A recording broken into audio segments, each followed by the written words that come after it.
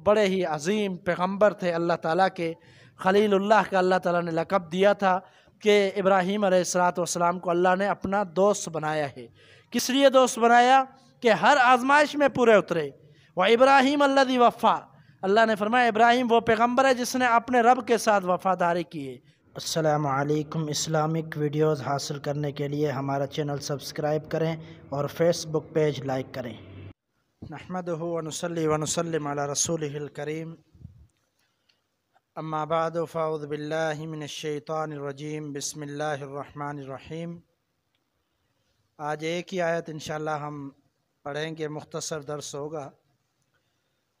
लेकिन उससे पहले जो पिछली आयत हमने पढ़ी थी, सैयदना इब्राहीम अलैहिस्सलातु वस्सलाम का तज़किरा था।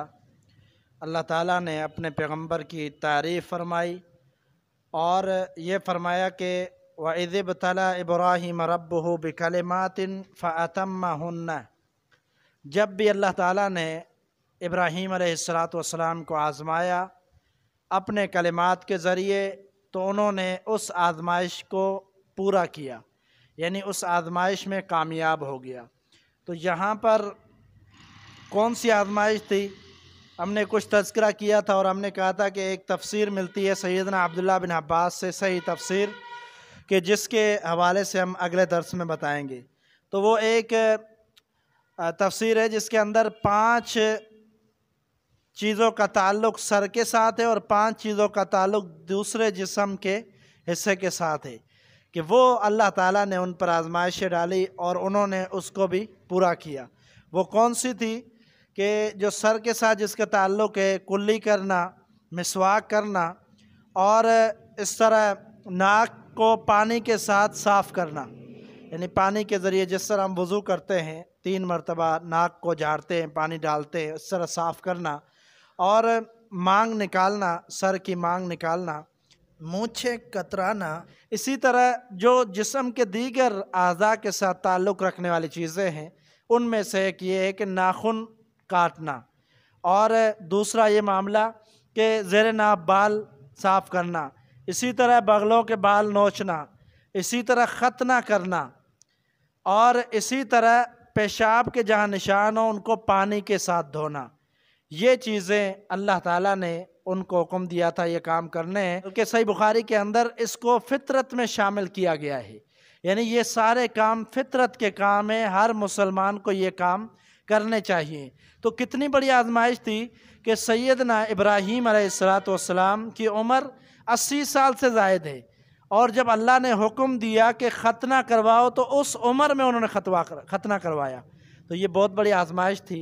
तो इस आजमाइश में भी सैयदना इब्राहीम अलैहिस्सलातु वस्सलाम कामयाब हुए। तो इस तरह और दीगर जो आजमाइश थी, अपने कौम वालों का निकालना और आग के अंदर फेंकना और कौम वालों से अलग हो जाना, वालिद का घर से निकालना, ये सारी आजमाइश उनमें पूरे उतरे। आगे एक ही आयत हम आज पढ़ते हैं। अल्लाह ताला ने फरमाया वइज़ जअलनल बैत मसाबतल लिन्नास व अमना, और जब हमने घर को बनाया यानी बैतुल्लाह को मसाबतल लिन्नास, लोगों के लौटने की जगह, व अमना और अमन वाला, यानी लोग बार बार आते जाते उसमें, और फिर लौटने की जगह उसको बनाया कि बार बार हज के लिए जाते हैं, उम्रे के लिए जाते हैं, और अमन वाली जगह बनाया। वत्तखिज़ू मिन मक़ाम इब्राहीम मुसल्ला, और बनाओ जाए क़ियाम, इब्राहीम अलैहिस्सलातु वस्सलाम की जाए क़ियाम को नमाज की जगह, यानी जहाँ पर खड़े होकर उन्होंने बैतुल्लाह की दीवारों को खड़ा किया था और तामीरात की थी।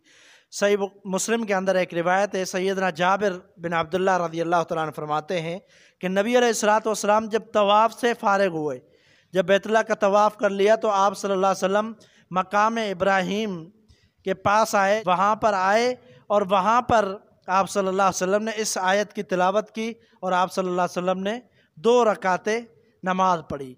और एक रिवायत मिलती है, सही रिवायत, जिसके अंदर ये अल्फाज है कि इससे मुराद अरफात है, कि जहाँ पर सैयदना इब्राहीम ने हज के मौके पर वक़ूफ़ किया था, वहाँ खड़े हुए थे और वहाँ पर रुक कर अल्लाह से दुआएं की थी, वो मुराद है।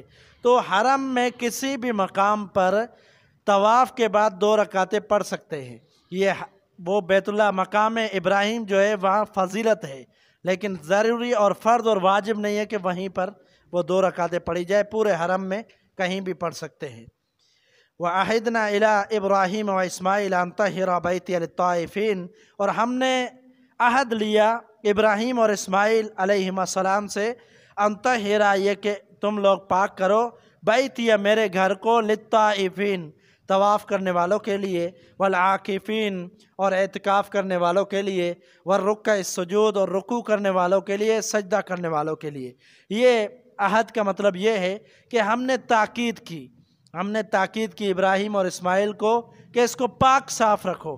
ایک تو پاک صاف رکھنے کا مطلب یہی ہے کہ صفائی ستھرائی رکھنا، دوسرا مطلب جو اہم ترین مطلب ہے وہ یہ ہے کہ اس کو بتوں سے پاک کرو، اس کو بتوں سے پاک کرو، کیونکہ یہاں پر اعتکاف کا ذکر ہے، طواف کا ذکر ہے اور سجدہ اور رکوع کا ذکر ہے۔ یہ ساری کی ساری عبادتیں صرف اللہ کے لیے ہیں، تو اس لیے وہاں پر اگر بت ہوں گے تو لوگ ان کے سامنے سجدہ کریں گے، ان کے سامنے رکوع کریں گے، اس لیے اس کو بت پرستی سے بھی پاک کرو۔